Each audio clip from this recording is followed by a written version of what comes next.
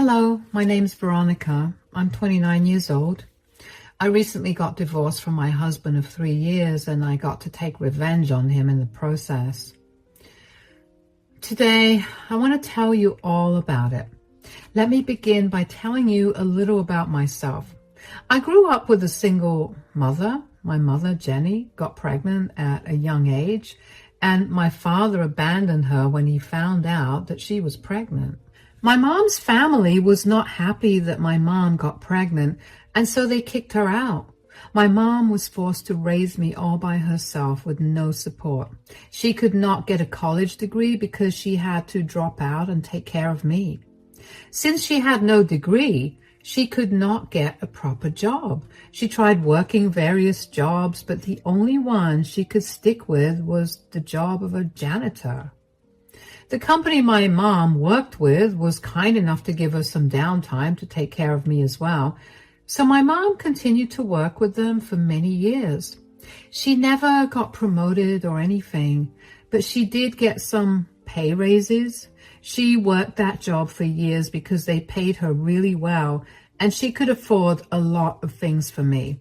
Of course, there were many days when we struggled a lot, but I always remember my mom finding a way to make the struggle seem less painful with her quirks. She never let me go hungry, and she made sure I got my education done. I worked hard throughout school and managed to get a scholarship that paid for half my tuition to a college in my city. Of course, I took it and paid the rest of college through the student loans. When I graduated, I found myself working at a great job where I slowly worked up the ranks until I was in a place where I was earning more money than I'd ever seen in my life. Of course, I tried my best to help my mother out financially after I got the job, but she refused to accept any help. She told me that she was earning more than enough to take care of herself, and she wanted me to focus on building my career to better heights. Aside from my career growth, I also was married to my husband, Eric. I had met him while I worked as a barista at a coffee shop that was close to college.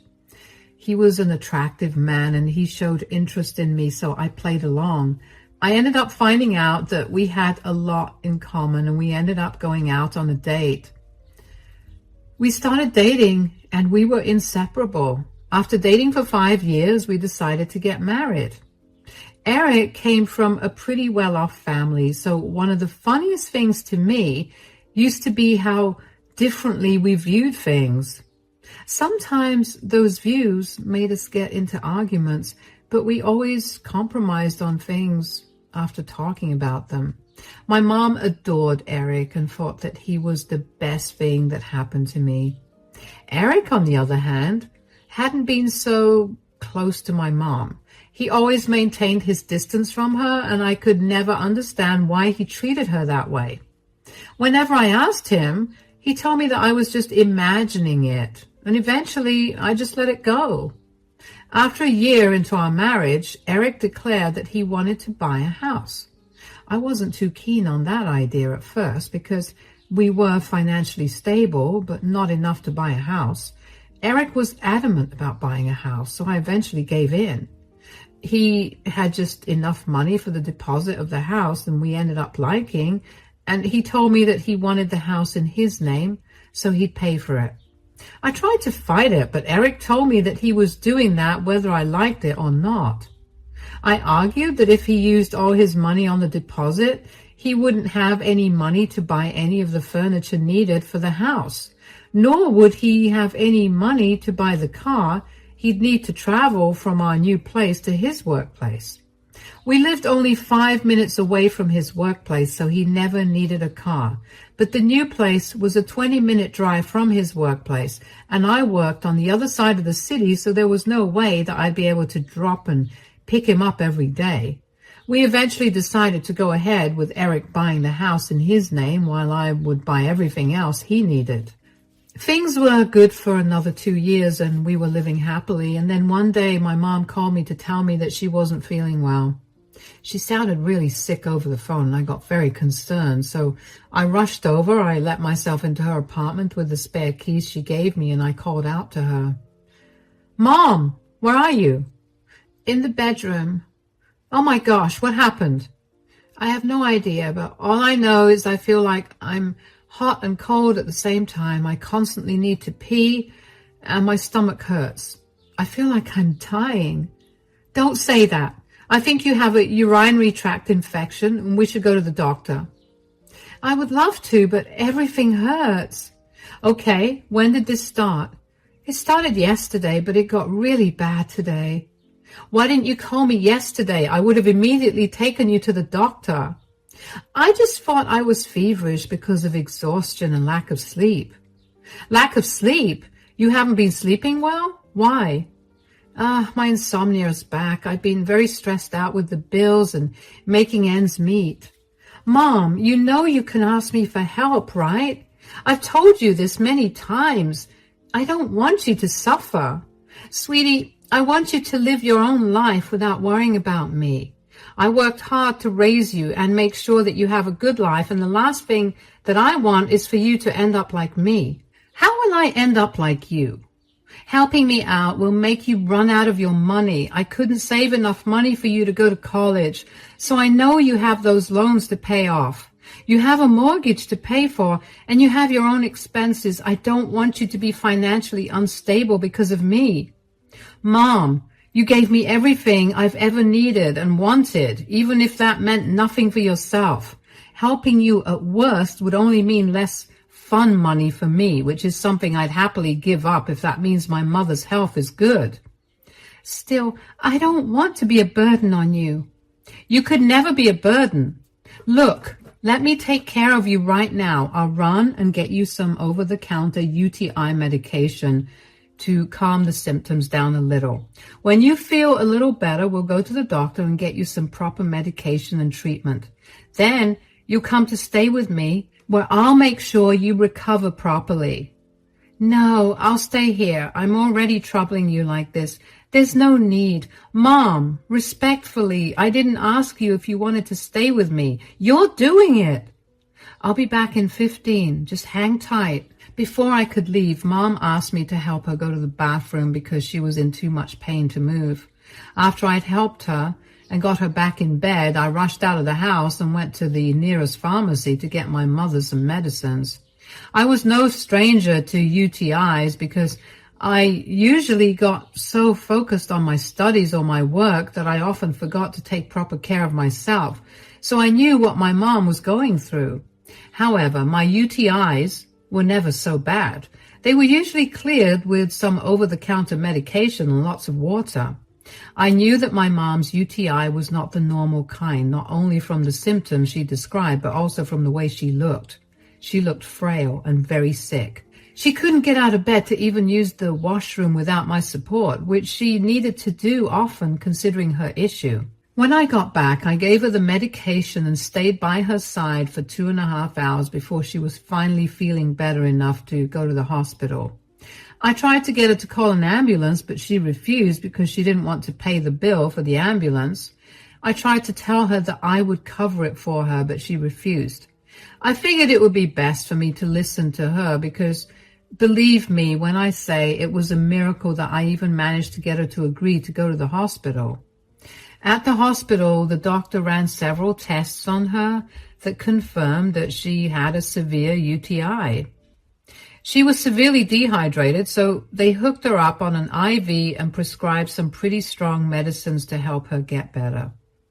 When all of that was over, I carefully took my mom back home. She tried to protest living with me again, but I was not going to listen to her.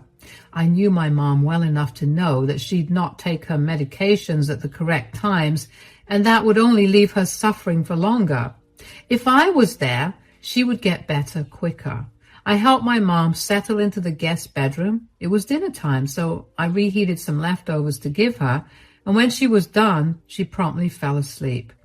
I quickly whipped up some dinner for Eric and me after that and waited for him to come home from work. He finally came back half an hour later. I'm home. Welcome home, darling. I'm so sorry I missed all of your calls and didn't read any of your texts. I was really busy with work today. I'm exhausted. Well, I have dinner ready for you. You can take a shower and then eat. Thank you. You're the best. Wait, why did you call me so many times? Oh, yeah, my mom called me today. Oh, and?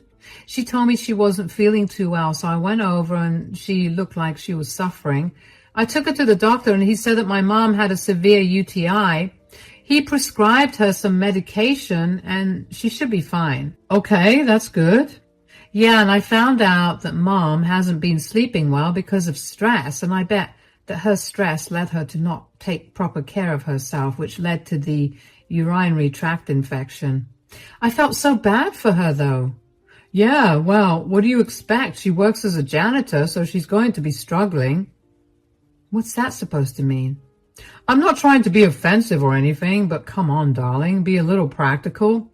Your mom barely earns minimum wage and she has a lot of loans to pay off. It's understandable that she's under a lot of stress. Yeah, I know that, but I felt really bad for her, so I invited her to stay with us until she got better. What? She got into this mess because she forgot to take care of herself, so I'm going to make sure she gets better. At least this way she has someone to monitor her, and I get to be at peace knowing she's fine. How could you just invite your mother to stay with us without asking me about it? Why do I have to ask you about it? 4 months ago, you brought your mother to stay with us for 2 entire months because she was bored with her house, and you didn't even ask me about it. I had no problem with it. My mom is genuinely sick, and I didn't think that it would be a big deal to let her stay here. It's more than a big deal. This is unacceptable. Your mom can stay here for tonight, but she has to leave tomorrow. That's not happening. Why do you have a problem with her recovering here? My problem is that your mom is a janitor. I can't allow a low-class janitor to live here. Excuse me? So what if my mom's a janitor? That doesn't change the fact that she's suffering right now, or that she's my mother. I don't care. My house, my rules. You want to take care of your mother in your house? Buy yourself a house and do it there. Get her out of here by tomorrow. I'm probably going to need to get the room deep cleaned tomorrow. That's something you have to pay for, by the way. If my mom leaves tomorrow, I'm leaving too. Don't be dramatic, Veronica. I get that you're emotional because she's your mother, but you have to know that people like her are known to steal and damage reputations. When has my mother ever given you a reason to think that way about her? She hasn't, but that doesn't mean she won't. I mean it. You need to get her out by tomorrow, or I will be calling the cops. And they will definitely remove your mother from the house when they see that I am the only owner of this house. Nothing you say will change what I want. You're doing all of this because the house is in your name? Yes. Okay, you're going to regret this. I left him standing there and I stormed up to our room. I was so angry I didn't even think to eat. Suddenly it hit me why Eric had always been treating my mother so differently. He saw her as a filthy peasant instead of my mother. He knew very well that she had struggled to raise me and how grateful I was to her for giving up on her career for me. He knew how she had been the one to push me to study hard, which helped me get to where I was. I couldn't wrap my head around how he could see my mom as anything less than a powerful woman. What was more angering was his attitude towards letting her stay with us.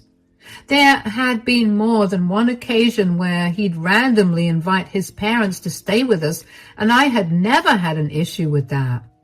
They were never sick or anything. They just wanted to spend time with him.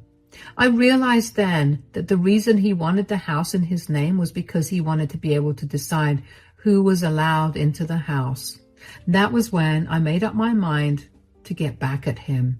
Since he was able to decide who could enter the house because it was in his name, I would play that same game with him.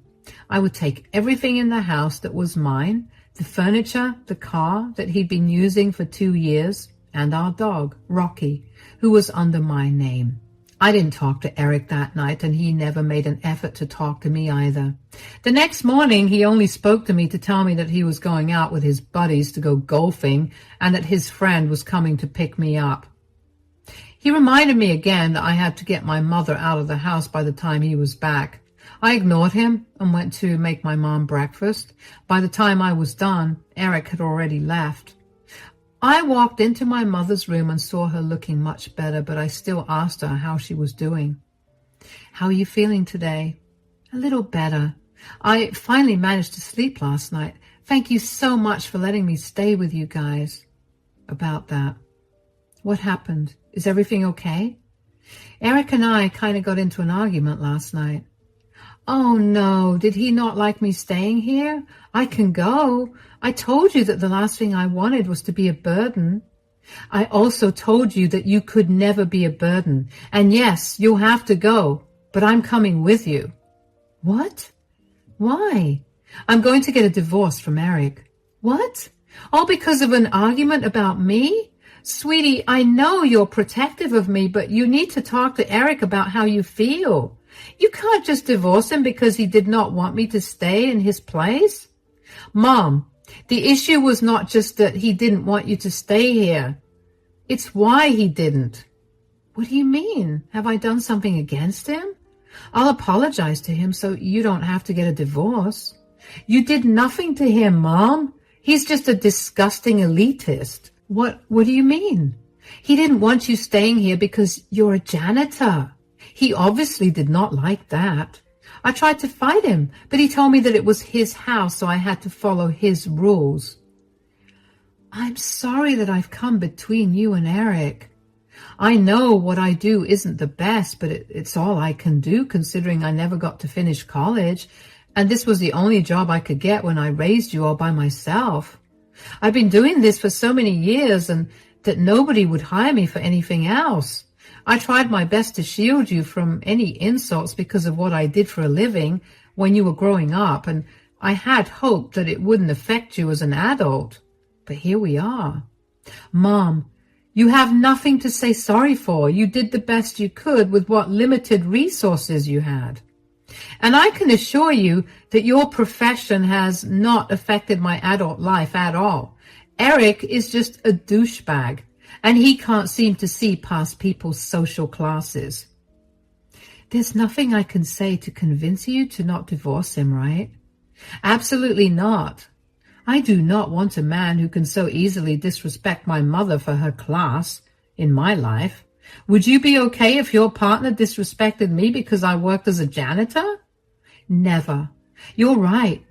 I just don't want you to be a divorcee. You're so young and I want you to have a better life. I know that what Eric said was disgusting and I was not trying to excuse it at all. In fact, I think you should do something to get back at him." "Oh, believe me, I was going to do that anyway. Since he's such a stickler for being able to do whatever he wants because he owns the house, I'm going to take away everything that's in my name." "That's perfect. Wait, what do you own?" "For starters, I bought all the furniture in this house." "You did? How did he buy a house and not furniture?" "He wanted his name to be on the deed and title, so he spent all his money on that. I had to buy the furniture because I didn't want to sleep on the floor." "Wow, he seems very irresponsible with his money." "That's not even the worst of it. The car he drives, I bought it. It's under my name. We couldn't use only my car because we work on 2 different sides of the city, and he did not want to use public transportation. I'll take that too. And lastly, Rocky is my dog, so I'm taking him too. And I'll do it when Eric is not here." "How are you going to take all of this, especially the car? Won't Eric see it?" "Today is the perfect day to do all of this. He's out golfing with his friends, and his friend came to pick him up. I'm going to drop you off at home and then get a U-Haul and take everything away." "All right. I'll ready the apartment first then." "You don't have to do that. You just rest up, okay? Let me take care of everything." I helped my mom get into the car and dropped her off at her apartment. I then hired a U-Haul and called a few of my friends to help me move everything out of the house. It took us 3 hours, but when we were done, the house was entirely bare. I knew that I had more than enough time to do all the other things I needed to do, because whenever Eric went out to golf with his buddies, they usually spent the whole day together. They'd play a few rounds of golf and then spend the day drinking and catching up. I had until late evening to finish everything. I parked the U-Haul in my mom's apartment's parking lot because I would need some time to rent a storage space to keep everything there. I then went back to the house to grab my dog, Rocky, and all his things. I put him in the car that Eric had been using for the last 2 years and drove that to a garage. I had them change the lock so that Eric has no way of using the car. After I was done with all of that, I hung out with my friends for a bit. They had a lot of questions and I answered them as best I could. They were appalled by Eric's behavior and told me that they would help me in any way they could. One of my friends knew a very good divorce lawyer in our city, so she gave me his contact number. I thanked her profusely, and finally I went back home. I cooked dinner for my mom and me and then took a nice long shower. I cried a little because I was hurt that my relationship was over. But I picked myself up. I knew that I was better than Eric in every possible way, so I needed to be around someone worthy of me. Just as I was done with my shower and getting ready to relax, I got a call from Eric. I was excited to hear what he had to say about the empty house, but I kept my cool and acted calm. "Where are you?" "I'm at my mom's house." "Why?" "Where's all our stuff? Where's my car? Where's Rocky?" "Oh, I took them all. I've already filed for a divorce and you'll be served with the papers soon." "Divorce? Are you out of your mind? Come back home right now with all our things." "Our things? I'm sorry, but I was the one who purchased everything. The car is in my name and so is Rocky." "Is that what you're mad about? Fine, just come back and bring your disgusting mother back. Just bring all the things back." "You can't possibly think that I'd bring everything back when you just called my mom disgusting again." "I'm sorry, look. I grew up in a very elitist family, and it'll take me some time to unlearn my habits." "Did you not consider this habit when you met me?" "We met at a coffee shop where I worked as a barista. Was I not lower class then?" "That's different. At least you were not around trash and messes all day." "Oh, you have no idea what being a barista means. I saw more messes in one day than you did in all your life.